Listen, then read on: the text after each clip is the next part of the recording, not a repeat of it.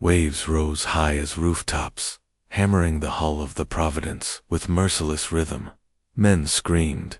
Timber groaned.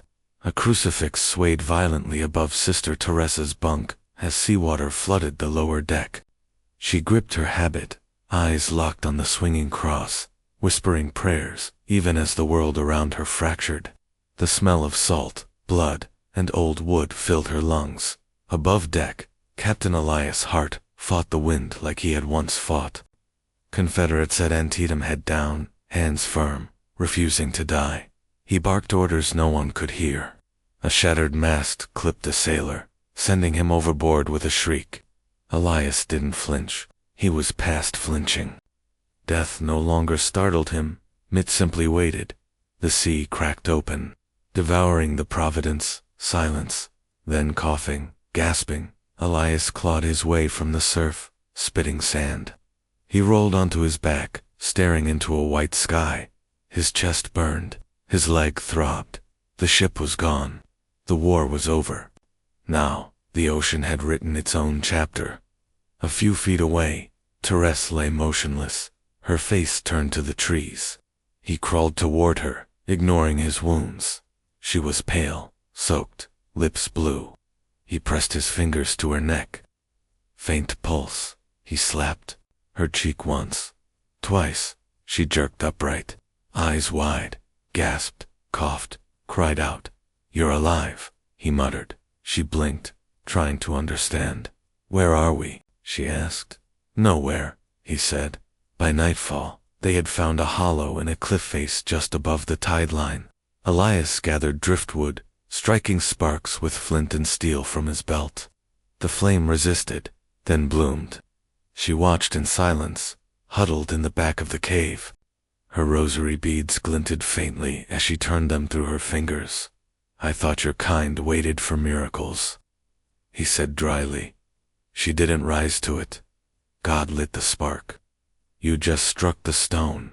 He looked at her then, really looked, scraped a gash on her forehead leaking into her brow, but calm, unshaken, different. They had no map, no compass, no food, just each other and the endless roar of ocean and wind. The jungle watched them silently, thick with ferns and trees, as tall as cathedrals. Somewhere in the canopy, a monkey cried, birds shrieked. Life teemed wild, indifferent day. 2. They found water. Elias fashioned a crude container from bamboo, returning with wet boots and a soaked shirt. Therese boiled the water over the fire, using a hollowed stone. She had learned such things in distant villages, tending to the sick, walking miles between parishes. "What were you doing on that ship?" Elias asked, as they chewed raw coconut meat, their only food. "Mission work, island to island." "There was a cholera outbreak?" "Figures, just my luck." She smiled faintly. "And you?" "Bodyguard for a diplomat. Retired captain, retired everything, really. War." He nodded. "I prayed for the men at Antietam." His jaw tightened. "Then you prayed for a graveyard." The silence that followed wasn't awkward, just heavy, like the weight of truth between strangers who'd suddenly found themselves the only two souls on the planet. That night, he awoke screaming. A cannon blast, fire, blood, a memory. Private Cale's face blown apart, smoke choking his lungs. He clawed at the earth, disoriented. Therese rushed over, placing her hand on his chest. "You're safe. Listen to the waves." He blinked. Her hand was steady. "Cool.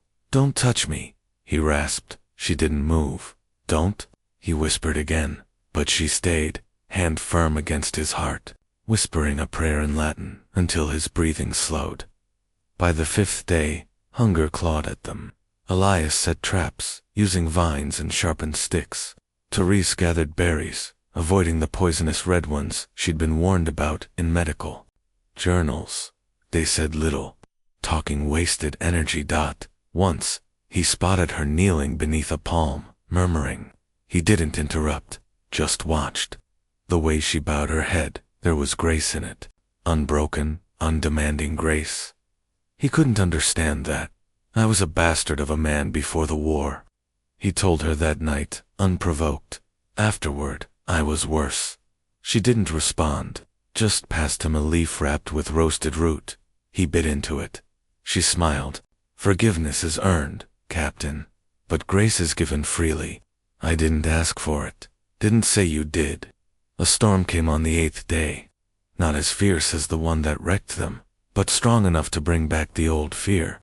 They huddled in the cave, watching firelight dance on wet walls. Lightning flashed, illuminating their faces in sudden bursts. I buried 23 of my men, Elias said. I memorized their names. Then I drank them away. Therese said nothing.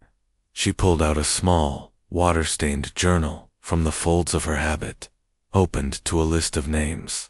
Orphans. From every port I've served, she said softly. I remember them all. His hands trembled. I don't know what I believe anymore, he admitted, but I know I don't want to die here. You won't. You sure? No, but I have faith. There's a difference. He stared at her. You're not what I expected. She looked away. Neither are you. The jungle tested them. A snake nearly bit Therese as she reached into a bush. Elias sliced it in half before it struck. She didn't scream, just stepped back, breathing hard. Later, he asked, You ever kill anything? She looked at the dead snake. Only sickness. The next day, he found the carcass of a wild pig half-eaten, fresh. Something had killed. It's something big. He said nothing. They kept the fire burning longer that night. When they argued, it wasn't loud, just sharp. You can't pray food into existence, he snapped once, slamming a rock down after a failed trap. And you can't fight your way out of God's silence, she replied. But after every fight came quiet, reconciliation, effort, divided labor, the deepening understanding of two people surviving on rhythm and necessity. She sang once, a hymn, low, soft. He didn't recognize the words, but the melody made him sit up. What is it? He asked. A lullaby my mother sang before she died. She was religious. No, but she believed in light. They slept closer after that. Not touching, just close enough to feel each other breathe. He started marking days on the cave wall, one line for each sunrise. She stopped counting.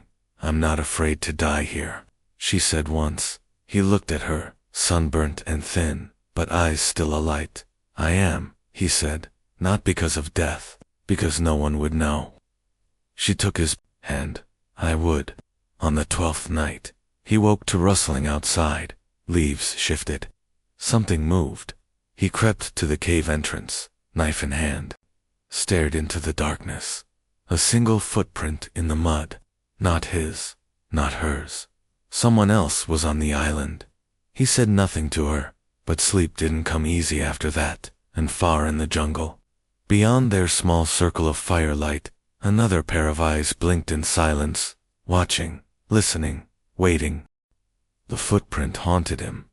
Every step Elias took through the jungle afterward felt watched. Every bird call sounded like a warning. He didn't tell Therese, not yet. Not until he was sure they weren't imagining ghosts. He sharpened his knife, rechecked the traps twice a day. Slept with one eye open, she noticed. You're twitching again, she said over breakfast, roasted crab and boiled roots. Jungle's getting smaller. It's your mind that's shrinking. He didn't laugh, just looked past her shoulder, eyes fixed on the tree line. Then, without a word, he walked into the jungle and disappeared for hours. She waited, prayed, made a poultice for the blister, forming on his foot. When he returned at dusk, he had 3 dead fish and silence in his eyes. That night, the fire crackled low. The wind shifted. I saw something, he finally said. Or someone. She leaned forward. Who I don't. No. Left food. Fixed one of our snares. Tracks vanished like smoke. Her fingers gripped her rosary. Maybe it's an angel. Then why does it run? He didn't sleep. Neither did she. 3 days later, Elias returned from the northern ridge, limping, shirt torn, blood on his arm. She ran to him without hesitation. What happened? Built a raft, he muttered. Tried the tide. Made it 20 yards. She helped him lie down, cleaned the gash with warm water, wrapped it with jungle cloth. Why would you go alone? Because I'm tired of waiting, of hoping. Hope isn't weakness. It's not armor either. He didn't speak again for hours, just stared at the roof of the cave, while the fire danced shadows over their weary faces. The next morning, they followed a trail of footprints together. Therese insisted. She wouldn't let him vanish into the trees alone again. It led them deeper than they'd ever gone, past the fruit groves, beyond the river, up into thick terrain where vines clung like claws and every breath tasted of moss. They found a feather tied to a branch bright red, smooth, placed deliberately. That's no accident, she whispered. Elias scanned the trees. Something rustled, fast and close. Then silence. Keep walking, he said 2 miles in. They found a small bundle, smoked fish, woven in leaves, clean cuts, not animal work. When they returned to the cave, Elias set down the bundle like it was, a riddle he couldn't answer. If someone's helping us, she said, why hide? Or maybe they're watching. Watching what? If we're worth saving. 2 nights later, he saw the man. He had the eyes of someone who hadn't spoken in years. Lean, scarred, covered in tattoos that weren't decorative. They were maps, symbols, warnings. Elias froze. The man didn't speak, just threw a spear at his feet, then vanished. He returned to the cave carrying the weapon. She stared at it, fingers brushing the intricate carvings on the shaft. You think he's dangerous? I think he doesn't. No, if we are. The next few days changed everything. Every morning, more supplies, appeared dried fruit, sharpened bone tools, a water skin made of hide. And every evening, something shifted in Elias. His shoulders relaxed. His voice softened. The survivalist started listening to the believer. They spent days learning from the supplies, copying the tools, mimicking the traps. He built a net from vines that actually held fish. She learned how to grind leaves into paste for wounds. They laughed for the first time when Elias stepped in his own snare and dangled from a tree until she cut him down. Later, by the fire, he asked, Did you ever think of leaving the cloth? She didn't answer right away. Yes, once. In Marcia. There was a boy, French kind. He gave me oranges. What happened? He asked me to stay. I told him I already had. Regret it? No, not even a little. She looked up. You. All I regret is surviving things I shouldn't have. Leaving men behind who didn't. The air between them was full of things unsaid, yet understood. That night, a storm rolled in against sharp winds, loud thunder, but Elias didn't flinch. He stood outside the cave with his arms crossed, staring into the rain. She watched him for a moment, then joined him. You're changing, she said. He didn't respond at first. Maybe I'm remembering who I was. Days passed. The island felt less like a prison and more like a test. They began speaking less of escape and more of how to endure. Elias taught her how to climb trees. She taught him how to make salve from leaves that soothed his night terrors. Then, they found the hut deep in the southern jungle, hidden behind thorns and boulders, built into the roots of a banyan tree, perfectly camouflaged, with smoke still lingering from a fire. Inside were carved tools, fishing gear, and a mural painted in red clay on the wall. A family, a child, a woman, a storm, then a ship, then fire. Elias stepped back slowly. He lost them, Therese whispered. As they left, a voice called from behind. You trespass. They turned. It was him, the silent guardian, holding a spear, not in threat, but in acknowledgement. I'm Elias, Hart said, hands open. This is Sister Therese. The man stared at them both, face unreadable. I am Koa. No more words. Just a nod. Then he turned and vanished again. That night, Elias didn't sleep.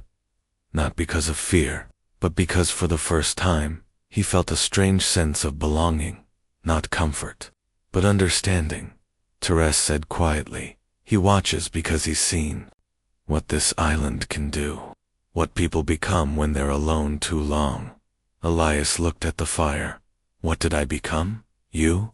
You're still becoming." In the days that followed, Koa never joined them, but stayed near. He left marks on trees when danger was close.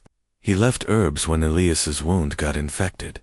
He never spoke again, not with words, but he communicated through signs, gestures, shared silence. One morning, Elias caught Koa watching them from a ridge. Instead of hiding, Koa stepped forward, dropped something in the dirt. A pendant carved from bone and shell. Elias picked it up. "What's it mean?" Koa answered, without looking back. "Strength and silence." Then disappeared into the jungle. Elias wore it around his neck. The island didn't become kinder, but it became known. Its sounds, its rhythms, its rules, they learned them, lived by them, trusted them, and, eventually, trusted each other. One morning, as the sun rose, Elias stood at the edge of the cliff, looking out at the ocean. Therese joined him. "We're still alone," he said. She looked at him, double quotes, "No, not anymore." They didn't say anything else. They didn't have to, because silence was enough. And somewhere in the jungle, Koa watched expression unreadable, heart still, but no longer alone. A thin line on the horizon, black and rising, not from their fire, not from any they had seen before. Elias spotted it at dawn and didn't speak for a long time, just watched it, measured it. It wasn't a forest fire. It was controlled. Human. He turned to Therese. "Someone's here." She didn't ask who, just nodded. They both knew smoke meant danger or salvation. Sometimes both. By midday, the jungle grew louder. Birds scattered in flocks. Branches broke under foreign weight. Koa appeared without warning, more tense than ever before. "Leave cave," he said. Elias narrowed his eyes. "Why?" Koa pointed to the smoke, then drew a symbol in the dirt, or jagged spiral, crossed with a line. Therese leaned over it. "What does it mean?" Koa looked straight at Elias. "Raiders. They packed what little they had." Koa led them through back paths, narrow trails veiled by roots and stone. The jungle pressed close. Therese stumbled twice, but Elias caught her without words. They stopped near a waterfall, hidden beneath hanging moss. Koa motioned for silence. Below, through a crack in the rock, they saw them 5 men, not shipwrecked, not starving, armed, organized, boots, blades, rifles. They weren't searching for food. They were hunting. Therese's hands clenched around her cross. Elias gripped his knife. "They'll find the cave," he whispered. "They'll wait for night," Koa replied. And they did. When the moon rose, Elias, Koa, and Therese watched from a ridge as the raiders arrived at the cave, rifles slung, eyes scanning. They found the fire pit, the empty nets, the wall markings. One man laughed and kicked the ash. "They'll stay," Elias said. "Use it then. We take it back," Koa said, "before they do worse." Therese looked at him. "You mean to fight them?" Koa nodded. "I won't kill," she said. Elias looked at her, but not with frustration, with understanding. "Then don't." "But I have to." It wasn't a question of war. It was survival. This was no battlefield. It was their only home, and it had been invaded. They struck at dawn. Koa's traps were silent and deadly. One man caught by a spike pit, another by a snare that lifted him off the ground before his throat was slit. Elias moved like the soldier he once was, knife tight, every step deliberate. He remembered the war, not with glory, with clarity. Therese stayed back, but not idle. She tended to a wounded raider, left unconscious by a fall, bandaged his leg, asked him why they came. We saw the fire, he mumbled. Figured there'd be survivors, or treasure. There's nothing here but silence, she said. He laughed, then coughed blood. Exactly. By noon, 3 raiders were dead. The last 2 had barricaded themselves in the cave. Elias stood outside, rain soaking through his shirt, blade at his side. This island has rules, he called out. You broke them. A shot rang. The bullet grazed his arm. He didn't flinch. Koa emerged from the jungle behind them, fast as wind, spear flying. 1 man fell before he could turn. The last stumbled into the open and met Ilias's knife. It was over in seconds. Afterward, Ilias stood in the blood-soaked sand, breathing hard. Koa looked at him, eyes unreadable. You fight like ghost, he said. I've been one a long time, Elias answered. Therese stepped forward. Her hands were trembling, not from fear, but from the weight of what they'd done, what they'd survived. This place. It changes people, she whispered. No, Elias said. It reveals them. They burned the bodies. Smoke rose thick and bitter. The rain didn't wash the guilt away, but it dulled the sharpest edges. They didn't speak that night. They didn't sleep. Just sat near the fire, each holding their silence like a shield. By morning, the sea was calm. Koa returned with news. A wrecked longboat had washed ashore, intact enough to carry 2. He pointed west. Currents go that way. Elias stared at it, then at the cave, then at Therese. You could leave, he said. So could you. They both looked at Koa. Stay, he said simply. It wasn't just his island. It was his memory, his prison, his peace. He had done his part. Now, he would return to the trees. Elias touched the pendant around his neck. I never thought I'd find home in a place like this. You didn't, Koa replied. You became it. They spent 2 days preparing the boat, fixing the rudder, sealing cracks with sap and cloth. Therese gathered herbs and dried meat. She left behind her journal, pressed between stones in the cave, its pages filled with names, drawings, prayers. On the 3rd morning they launched the boat. The island watched them leave. The birds cried once. The waves rocked gently. Therese looked back only once. Elias didn't. They sailed in silence, hours blurring into each other. The sun, a slow-moving fire above them. He spoke first. I never said thank you. She glanced at him. For saving me from the snake. For not letting me stay dead inside. She smiled. You weren't dead, just buried. He reached into his coat and pulled out a locket, a rusted, battered thing he'd carried through war and shipwreck.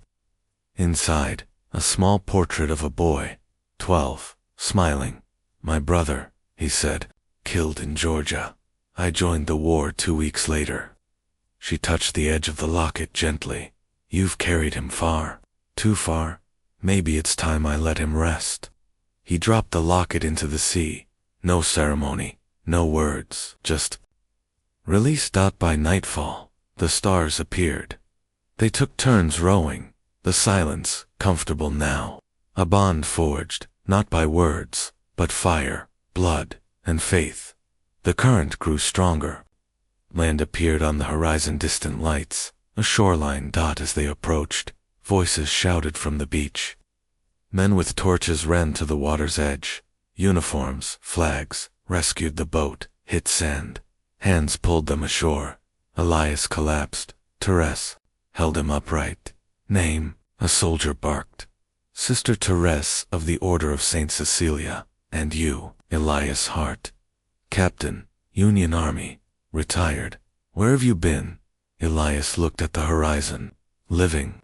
They were taken to a nearby camp, fed, examined, questioned. Authorities wanted details. Where? How? Who else? Elias gave answers. Enough to satisfy. Not everything. Therese said little. Just tended to the sick, the injured, as she always had. 2 days later, Elias prepared to board a ship back to the mainland. She stood beside him on the dock. You could come with me, he said. I could. He waited. But I won't, she added. There's more work here. He nodded, masking the ache. She took his hand. Whatever's ahead, you'll face it. You already have. And you? I'll find another island, another wound to heal. He stepped onto the ship. She watched until the sails vanished. In his cabin, Elias sat with a blank journal. He began to write. Not about war, not about death, about survival, trust, and a woman who wore faith like armor. Somewhere far behind, on a nameless island, a man named Koa stood atop a ridge, looking out at the sea, watching the horizon for nothing and everything at once, and above it all, silence reigned, not empty, not cold, but whole.